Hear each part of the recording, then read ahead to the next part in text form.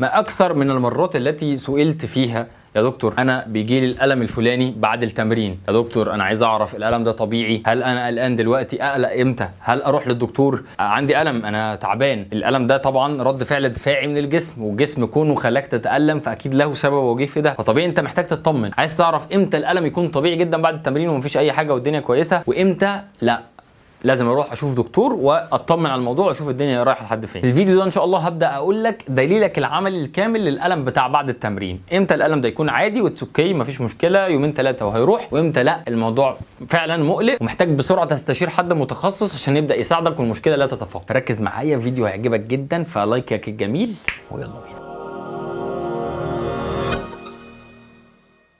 السلام عليكم ورحمه الله وبركاته، ازيكم يا ابطال؟ عاملين ايه؟ معاكم دكتور حازم طارق، دكتور علاج طبيعي وسيرتيفايد بيرسونال ترينر او مدرب شخصي معتمد من اكاديميه الطب الرياضي الامريكيه. كوني دكتور علاج طبيعي وبيرسونال ترينر في نفس الوقت، فانا بتعامل مع كلا الفئتين، فئه المرضى وفئه الناس الاصحاء اللي هم بيتمرنوا بيزودوا لياقتهم، وبنحاول نحول الجماعه المرضى اللي هم عندهم مشاكل ان احنا ان شاء الله نعالجهم ونرجعهم للمستوى الكويس قوي لحد ما نوصلهم ان هم ان شاء الله يكونوا ناس رياضيين ويرجعوا حياتهم الطبيعيه حتى يمارسوا الرياضه بشكل طبيعي جدا. فمن اكتر الحاجات اللي بتسالها سواء كان من المرضى بتوعي او حتى الناس اللي بتدرب وانا في الجيم مثلا، بتلقى السؤال ده كتير جدا: يا دكتور انا عندي الم في ايدي، اجي لك العياده اكشف ولا الموضوع بسيط ولا الموضوع ماشي ازاي؟ هقول لك ان طبيعي يحصل الم بنسميه الاكيوت اونست ماسل سورنس، وحالم تاني بنسميه الديليت اونست ماسل سورنس. يعني ايه الكلام ده؟ ومش عايز ادخلكم في انجليزي والموضوع بسيط جدا. الاكيوت اونست ماسل سورنس دي مكونه من كلمه اكيوت اونست ماسل سورنس. اكيوت يعني حاد بيحصل بسرعه، اونست في حدوثه، ماسل اللي هي العضلات، سورنس يعني الالم او الوجع اللي موجود في العضلات. ففي الاكيوت اللي بيحصل بسرعه، والديليد او الديليد اونست ماسل سورنس او الالم اللي بيحصل متاخر شويه. يعني الكلام ده الاكيوت اونست ماسل سورنس دوت الم بيحصل بعد التمرين على طول نتيجه ان انت اجهدت نفسك في التمرين واتمرنت التمرينه تقيله شويه، تمرينه ابطال، وده طبيعي جدا ان هو يحصل ويختفي خلال 4 ساعات. 4 ساعات، افتكر الرقم ده كويس. الم بيحصل ممكن اثناء التمرين حسيت ان عضلاتك شاده او متنشنه جامد، استمر معاك نص ساعه، ساعه، ساعه ونص، بس بكتير قوي 4 ساعات وبيبدا يروح الالم الحاد اللي كان موجود معاك اثناء التمرين ده. ممكن بعد 8 ساعات اللي هو 4 ساعات كمان بالاضافه لل4 ساعات الاولانيين يجي لك الالم من النوع الثاني اللي بنسميه ديليت اونست ماسل سورنس او الدومز دي او ام اس، وكنت عامل فيديو كامل عن الموضوع ده، ممكن ترجع له دوروا عليه. والالم ده باختصار بيجي نتيجه في الغالب يعني الانقباض العضلي السالب. لو انت اتمرنت التمرينه جامده قوي كان فيها ايسنتريك ستير او انقباض سالب، يعني دايما مثلا في تمرين البايسبس الوزن ينزل منك بالراحه، انت بطل ومتابع ماسل كلينيك وعارف قد ايه الانقباض السالب ده مهم في بناء العضلات، بس هو مرتبط للاسف بالموضوع بتاع الديليد اونست ماسل سورنس، وده الم بيجي لك بعد 8 ساعات وممكن يستمر معاك لحد 72 ساعه، اللي هو الالم اللي بتحسه بنسميه تعيينه في العضلات. يا دكتور عضلاتي معينه عليا كده، اللي هو انا مش قادر اتمرن تاني. وبالفعل انا مش عايزك تتمرن تاني طول ما الديليد اونست ماسل سورنس دوت موجود. يعني انت لو بالفعل حسيت بهذا الاحساس فانت عندك 3 ايام، اللي هو من يوم ل3 ايام بعد التمرين ممكن ما تتمرنش تاني العضلات دي لحد ما الالم ده يروح. في حاجات طبعا ممكن تسرع الموضوع ده يخف بشكل اسرع، ارجع للفيديو اللي وضحنا فيه الموضوع هتلاقي الموضوع بكل وضوح وازاي تبدا تتخلص الموضوع ده بسرعه. امتى اقلق؟ تبدا تقلق لو الالم بتاع الاكيوت اونست ده اللي حصل لك بعد التمرين اللي قلنا بيستمر 4 ساعات اخره ويخلص، مكمل معاك، استمر الساعه 5 6 7 ده لمده يوم كامل الالم لسه موجود ومش راضي يروح، دي اول علامه خطر تقول لك خلي بالك. تاني حاجه، تيجي تعمل التمرين او الحركه اللي كانت بتسبب لك الالم اللي ظهر لك بسرعه ده، تاني يوم تلاقي الالم ظهر لك بشكل اسرع وبشكل اكبر ويمكن اتقل من الالم اللي كان عندك امبارح. لا كده نخلي بالنا، كده احنا بنتكلم ان دي مشكله وبتتفاقم، فدي تاني حاجه تخلي بالك منها. تالت حاجه، المفصل المحيط بالمنطقه اللي بيحصل فيها الالم ده بيبدا يحصل فيه حاجه بنسميها ستيفنس او بيبدا يتيبس شويه، او بيحاول يقول لك ما تحركنيش، يعني بيحاول يرخم عليك كده وتحس ان الحركه بتاعت المفصل ده بقت بحذر، خايف انت تفرده على الاخر لا يحصل حاجه. الاحساس ده لو حسيته برده مش علامه مبشره بالخير. علامات طبعا بديهيه زي الورم، يحصل احمرار، يحصل سخونه، المنطقه اللي حصل فيها المشكله دي تبدا درجه حرارتها ترتفع بشكل خاص، يعني مش انت بشكل عام سخن. خامس حاجه بقى ومن العلامات اللي بتاكد لك فعلا ان في مشكله حصلت، بتبدا تلاقي العضلات بتاعتك ضعفت. يمكن كنا وضحنا فيديو من قريب بنقول اشهر اسباب ضعف العضلات من ضمنها اما بيحصل اصابات زي الاسترين او التمزق العضلي وغيرها. احنا بنقول لو حصل لنا اصابه بالفعل لا ده هيخلي العضلات اللي موجوده في المنطقه دي تبدا تضعف، فدي علامه من الحاجات المؤكده ان لا في مشكله لازم تروح للدكتور بسرعه. الخمس علامات دول لو شفتهم بالذات لو كانوا مجتمعين مع بعض اعرف ان ده مش الطبيعي اللي المفروض يحصل، ده مش الالم بتاع بعد التمرين. في حاجات بقى تانية اضافيه انت مع الخبره هتبدا تعرف الالم اللي بعد التمرين دوت بيكون شكله عامل ازاي. اي حد بيتمرن عارف الالم اللي انا بقول عليه ده، الم موجود في العضله، بتحس ان انت لما تيجي تعمل استريتش كده للعضله الالم بيبدا يزيد عليك شويه، بينقح عليك شويه. ده الكلام دايما الناس بتوصفه، واتفقنا ان الالم ده بيقعد قد ايه والمفروض يخلص خلال قد ايه. اي حاجه غلط او اي حاجه معاكسه للكلام اللي انا قلته عليه في الفيديو ده تبدا تحس ان في مشكله او تبدا تخلي بالك من الموضوع، وساعتها هتروح تعمل ايه؟ طبعا اكيد هتروح تزور دكتور مختص عشان يبدا يشخصك ويشوف الموضوع فيه ايه، يطمنك. ان شاء الله لو طلع الموضوع بسيط يكون حاجه سهله، بس اكيد لو طلع حاجه وحشه فاكتشافها بدري بيكون افضل كتير. ولو طلع بالفعل في اصابه فانت عارف الاصابه دي هتاهلها فين وتعالجها فين، فانت عارف ان مصل الكلينيك معاك دايما وبيتك واللي في ظهرك على طول، اللي ان شاء الله هيرجعك ويأهلك زي ما كنت وافضل باذن الله. عندنا في العلاج الطبيعي بنساعد الناس انها ترجع تتحرك تاني، ترجع تتمرن تاني، ترجع حياتها باذن الله تكون ممتازه. ولو انت من بره مصر وحابب تستشيرني مبدئيا الموضوع ماشي ازاي، قلقان من الموضوع، عايز تاخد رايي في حاجه زي كده، ده اوبشن متاح عندنا بنتيحه في خدمه الاستشارات اونلاين، وهتلاقي التفاصيل بتاعتها واللينكات تحت الديسكربشن. يا رب يكون الفيديو عجبك يا بطل، ولو عجبك فجر زر اللايكات. كان معاكم دكتور حازم طارق، اشوفك الفيديو الجاي ان شاء الله.